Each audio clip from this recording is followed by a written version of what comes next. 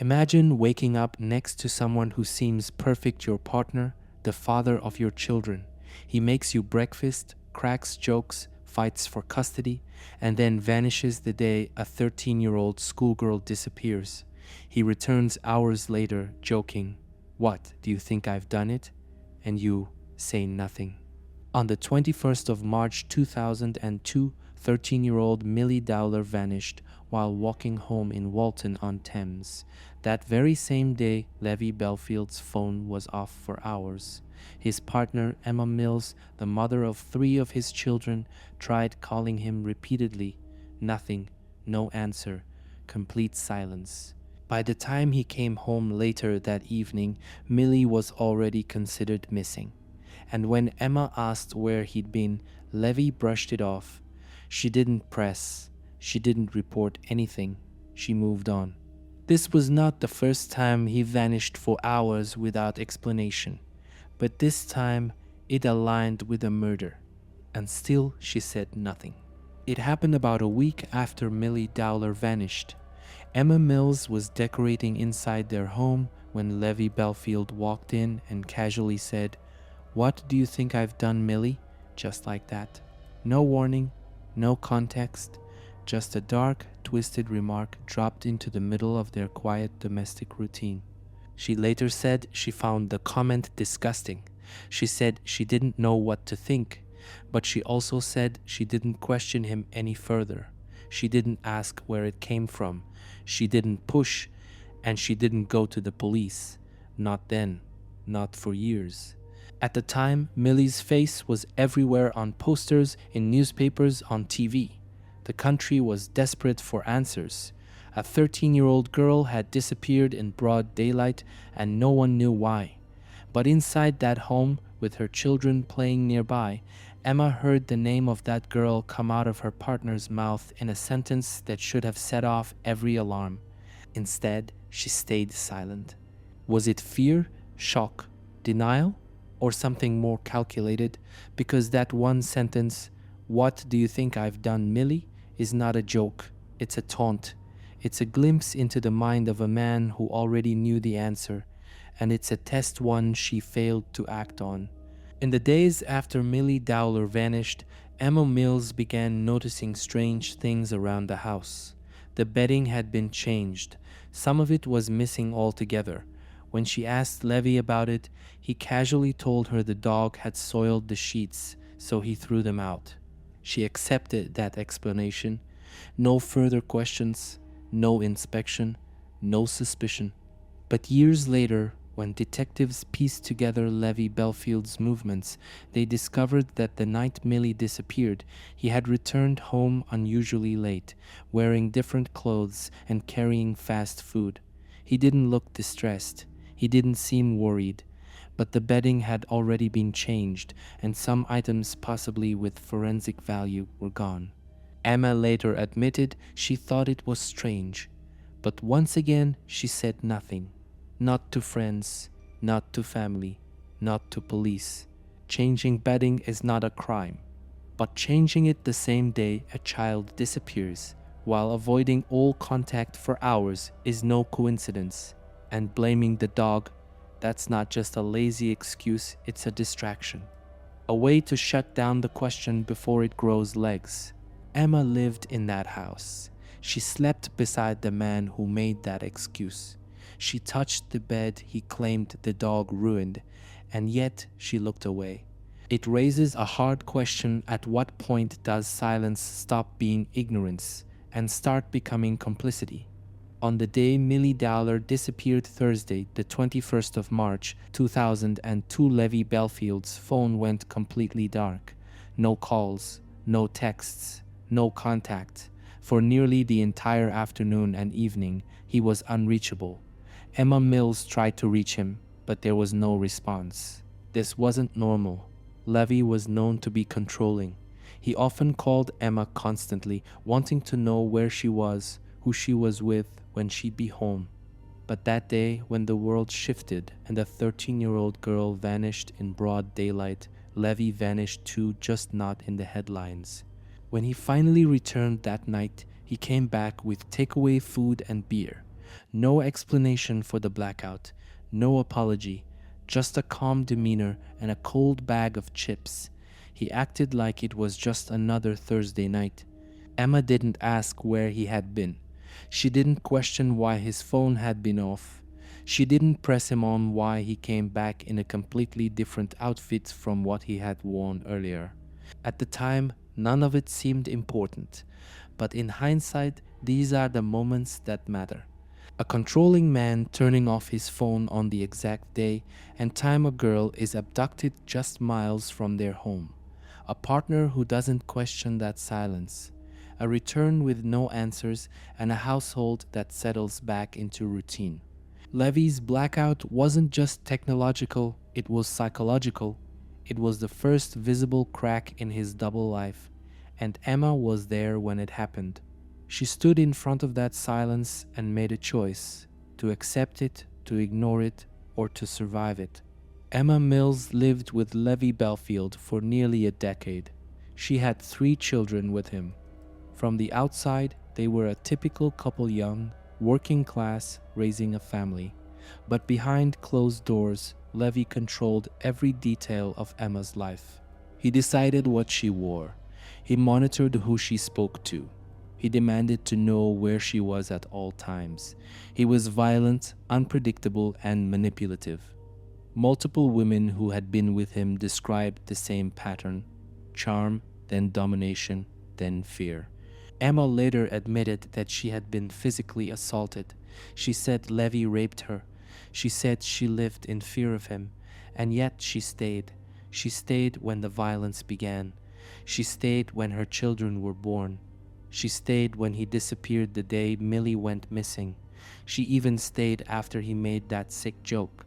This wasn't just fear of getting hit, it was fear woven into every corner of daily life. The kind that numbs you, isolates you, convinces you that silence is safer than truth. And for Emma, silence became survival. But here's the hard truth: surviving isn't the same as not knowing. Emma may have been trapped, but she wasn't blind. She saw the missing bedding. She heard the joke. She lived through the blackout.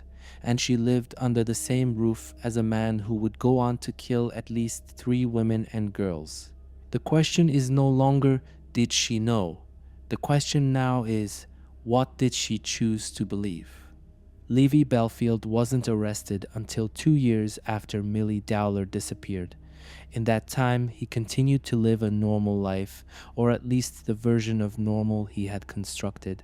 He worked, he controlled, he abused, and he blended in, and Emma Mills remained by his side. But everything changed in 2004 when police finally connected Bellfield to a string of violent attacks. He was arrested and charged. The mask cracked. The headlines began. And Emma was suddenly forced to confront the reality she had been living in for years. That was the moment she could have come forward. She could have told investigators about the joke, about the missing bedding, about the phone that went silent, about her suspicions, but she didn't, not immediately. When she did eventually speak, it was fragmented details here and there, statements that seemed carefully measured. She never outright said she believed he was guilty. She never admitted she had known anything in real time. She positioned herself, as many do, as another victim. And maybe she was. But victims still carry truth. And truth withheld becomes something else. In 2 years, Levi Bellfield lived under the same roof as the mother of his children, while hiding the murder of a 13-year-old girl. And for 2 years, she kept what she knew, or at least what she suspected, to herself. Why? Fear? Loyalty? Denial? Or was it simply easier to say nothing and hope it would all go away? It wasn't until the year 2016, 14 years after Millie Dowler disappeared, that Levi Bellfield finally confessed to her murder. He admitted to abducting her, holding her captive, and ending her life in the most disturbing way. And with that confession, everything changed. The questions that had haunted investigators, journalists, and the public suddenly had horrifying answers. But for Emma Mills, the confession didn't just confirm what happened, it forced a re-examination of what she had lived through and what she had chosen not to confront. By the time Levi spoke the truth, Emma had already given her version of events. She had already described the joke. She had already explained the missing bedding. She had already downplayed the silence that surrounded his behavior that night. And yet, even after the confession, she did not change her story. She never publicly acknowledged that she had suspected him. She never admitted that his behavior had frightened her into thinking the worst. She held her ground. She hadn't known. She hadn't believed he was capable. She had been shocked like everyone else. But could that really be true? When someone finally confesses to what you've tried so hard not to believe, what do? Do you admit that you saw the signs and ignored them? Do you accept that you lived beside a killer and said nothing? Or do you double down because the alternative is unbearable? The truth came from Levi's mouth, but the silence, that still belonged to her. At the heart of Emma Mills's story is a question that refuses to go away. Did she truly not know, or did she choose not to know? There are three possibilities, and none of them are easy to accept. The first is denial. That Emma, like so many victims of control and abuse, simply couldn't process the signs around her. That her brain protected her by blocking out the truth. That she convinced herself he was strange, maybe cruel, but not a murderer. The second is convenience. That she saw things, heard things, knew things, but speaking out meant losing her home, her family, and the man she still shared children with. That admitting what she knew would have meant destroying everything she had built, so she stayed quiet, because silence in that moment was safer than the truth.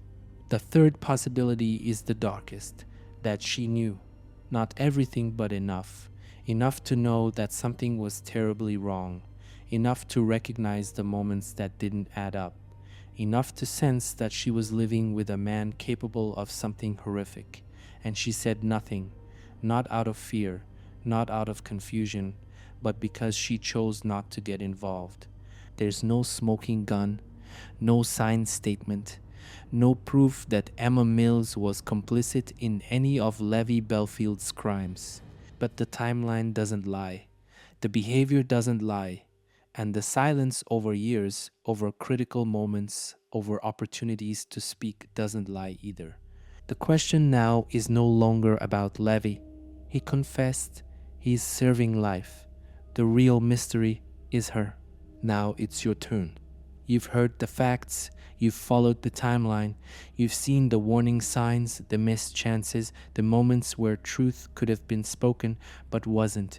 You've heard the joke, you've seen the missing bedding, you've stood in the silence of a phone switched off on the very day a child was taken. So ask yourself, what would you have done? If your partner vanished for hours, came home with no explanation, and cracked a disturbing joke about a missing girl, would you laugh it off? Would you look away? Or would you speak up, even if it meant tearing your life apart? Would you protect your children from a monster or protect the monster from the police? This story isn't just about Levi Bellfield, it's about Emma Mills. It's about every silent partner who claims they didn't know, who insists they had no idea until it was too late. But most of all, it's about the line between fear and responsibility, between being a victim and being someone who helped the horror continue by doing nothing. So now we leave you with this final question. Is silence still innocent when someone else dies because of it?